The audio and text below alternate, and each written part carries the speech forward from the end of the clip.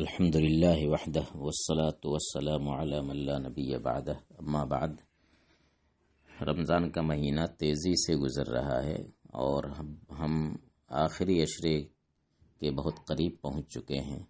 یہی آخری عشرہ اس پورے رمضان کا خلاصہ ہے، بلکہ پورے سال کا، اور ساری فضیلتیں اس آخری عشرے میں سمٹ آتی ہیں۔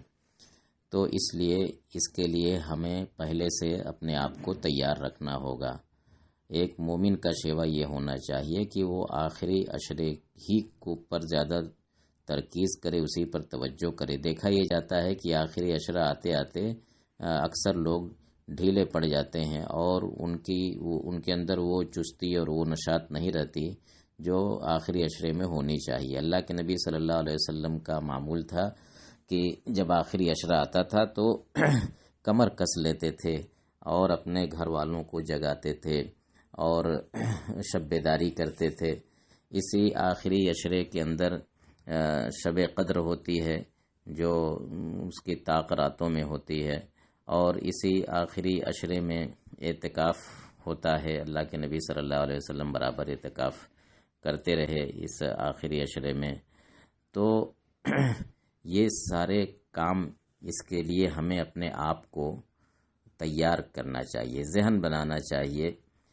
ایسا نہ ہو کہ آخری عشرہ آتے آتے ہماری مسجدیں ویران سی ہونے لگیں، ساری توجہ ہماری مارکیٹ کی طرف، بازار کی طرف اور عید کی تیاری کی طرف ہو جائے، بلکہ ہمیں اپنے آپ کو ان سب چیزوں سے بچا کر کے جو ضروری چیزیں ہیں، جو ضروری کام ہیں، ان کو تو ہر حال میں انجام دینا ہی ہے، لیکن ایک سچے مومن کا شیوا یہی ہونا چاہیے کہ وہ پہلے سے تیاری کرے۔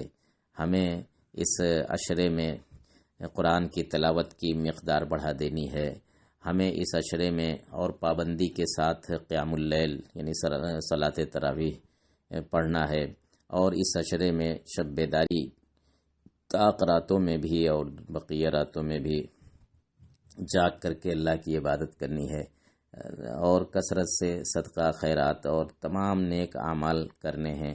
اگر اللہ تعالیٰ نے توفیق دی تو اعتکاف، جو اللہ کے نبی صلی اللہ علیہ وسلم کی عظیم سنتوں میں سے ایک سنت ہے، اس کا بھی اہتمام کرنا چاہیے۔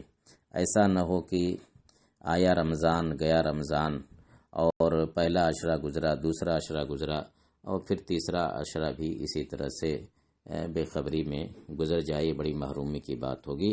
اللہ تعالیٰ ہمیں اس عشرے کا صحیح معنی میں اہتمام کرنے کی توفیق عطا کرے۔